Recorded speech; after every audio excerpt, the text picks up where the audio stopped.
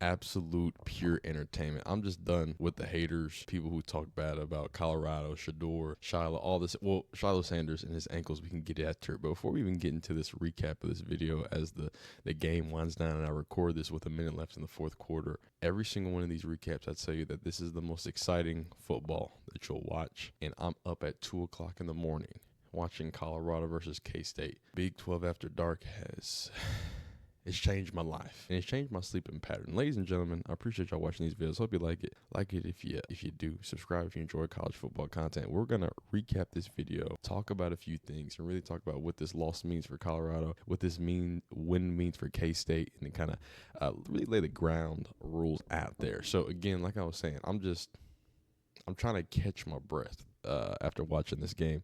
No matter what, the respect has been garnered from this Colorado team. This is a team that looks like a football team. They lost to a good football team with talented players, with depth, with a really deepened culture. This is not something to be upset. You should feel upset as a Colorado fan, but this is not a last year's loss where you just fumble the game away and you do terrible things. This is a game where you saw backups upon backups have to. Let's talk about it. Let's really talk about it. Okay, so, and we're gonna get into the box score, but how many receivers are out? Okay, Travis Hunter out. Number one cornerback. Number one. This is one of my favorite. See if I can show it because I know I held it. Number one cornerback. Number one wide receiver out. He was out, I think, in the second quarter. Didn't play at all in the second half. Yeah, Amorion Miller out, who was the breakout best receiver of the second half when Travis Hunter went out. And then, of course, Jimmy Horn Jr. out as well. Shadeur Sanders getting sacked a bajillion times. Now, I do want to say before I say that, Shadeur Sanders was also holding the ball a lot. I mean, we talk about that. He was holding the ball a lot this game, too. I think whenever Travis Hunter got out, he just felt like he needed to make every 50-yard throw, and he was making some phenomenal throws. I think late there in the third and the fourth, like just converting some third downs, making great plays, making great touchdowns. Like, it really felt like most of the time they had a chance when Shadeur was on the field. Now, I didn't like how it ended there with the last 2 minutes. That sucks, right? I want to see him go full Brady, but I want to see him really extend that out. But at the end of the day, that K-State defense, dog, was giving Shadeur fits. They were showing different looks. They were coming at him from different angles, lots of stunts, and they were just all up in his chest like bronchitis. Isn't that what I can't believe he said that. Do I have this? I think I have this saved somewhere. He said in his chest like bronchitis. That is hilarious. I can't. I'm gonna have to pull it up somewhere. Okay, but I cannot believe that the announcer said that.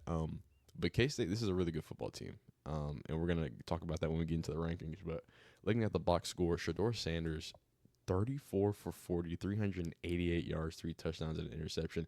That interception was a bad interception. He had some misses this game.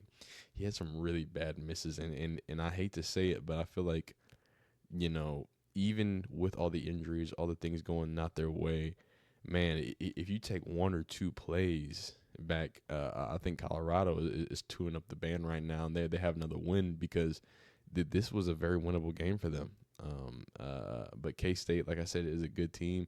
And let me give some respect because everyone's going to give respect to Shadeur, and I'm always going to do that. I mean, look at the game, look at the stats, look at the numbers, the efficiency, the proficiency. I think everybody can see that he's amazing. Avery Johnson is going to be a star in this league.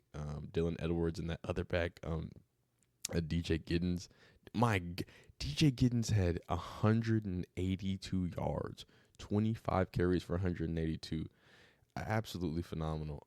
They were doing nasty things. Avery Johnson was putting that ball in places. He was spinning that pill. That young kid, of course, I think everybody knows he's going to have a bright future. So just give their props there. Give that defense props. They were flying around. They were doing phenomenal things.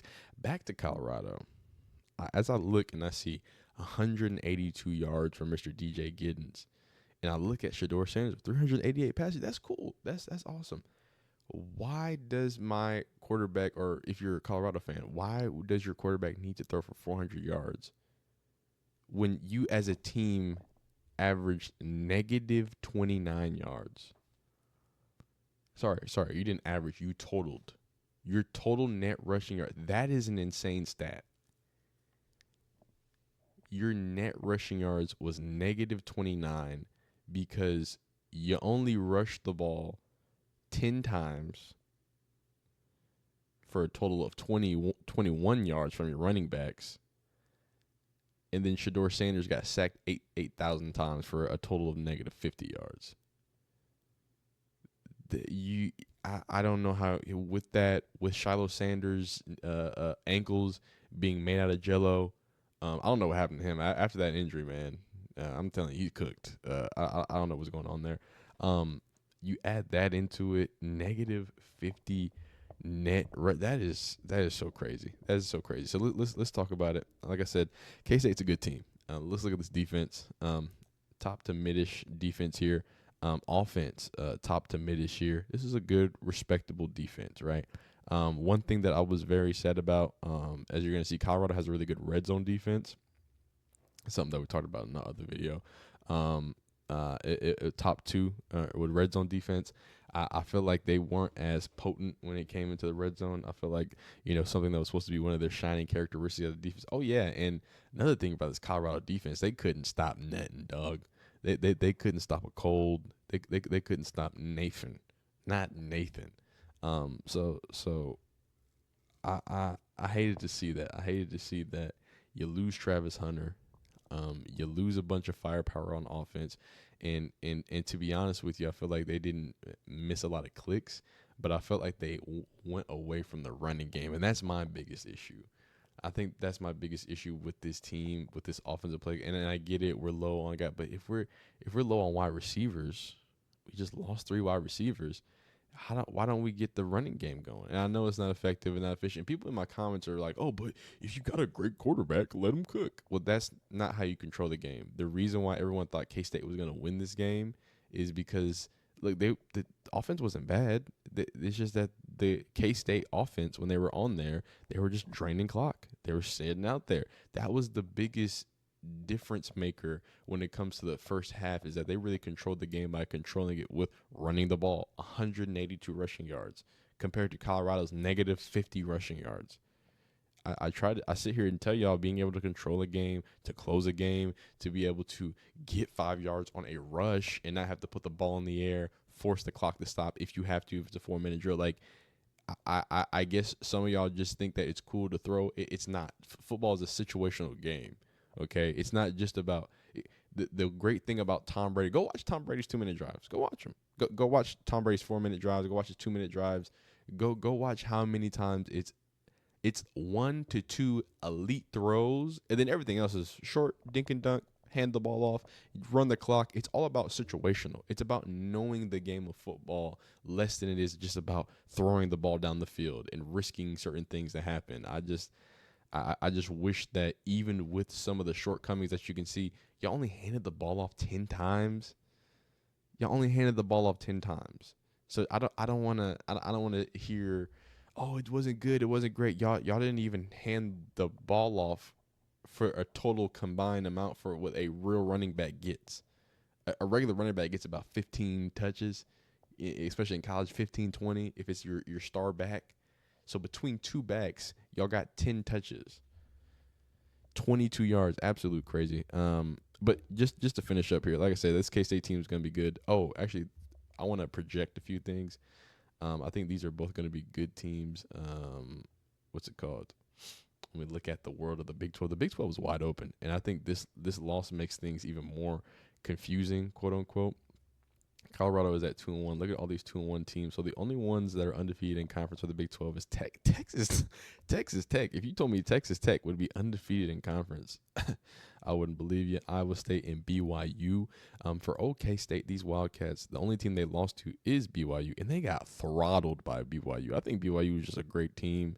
Again, close team, close against Colorado. I think they can beat West Virginia. They can beat Kansas. They can beat Houston. Arizona State, that's Scatterboo dog. They might give them a problem there. And then Iowa State is a wagon.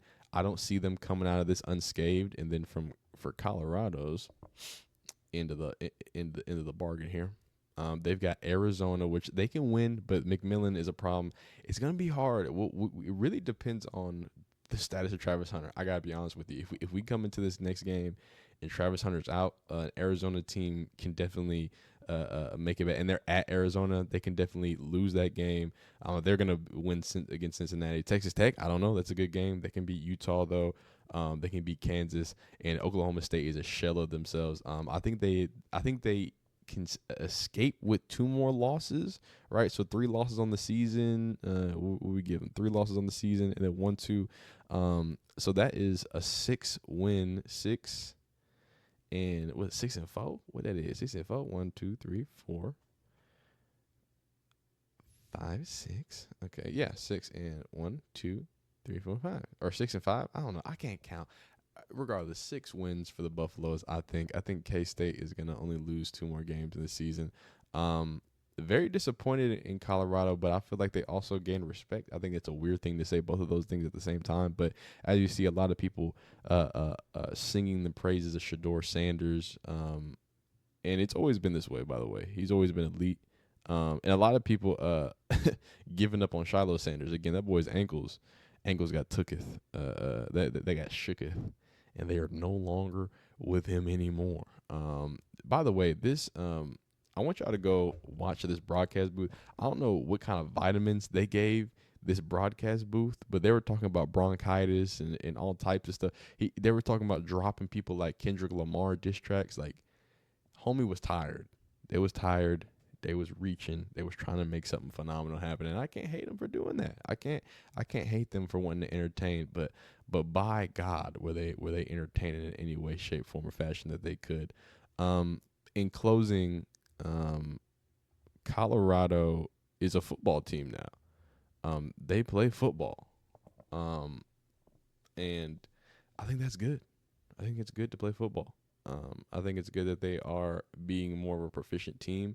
I think this is a team that actually had a backup plan. I think last year's Colorado team losing a Travis Hunter and then having to lose 2 other receivers, I feel like they would have just buckled. I feel like there would be no other plan without Travis Hunter. This game felt like, oh, okay, well then next man up, like for real. And okay, but the defense is going to do this. I think the defense really gave them a chance, as much as they were probably the bane and the issue for giving up so many rushing yards. I feel like the defense came in big for them at the end of the day.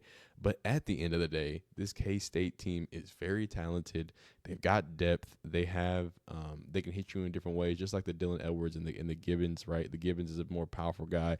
Dylan Edwards is more that a speedy guy. He gets a lot of his damage done in the receiving game. So they're dynamic, right? It's not just about, okay, we have a good pieces, good players, good team.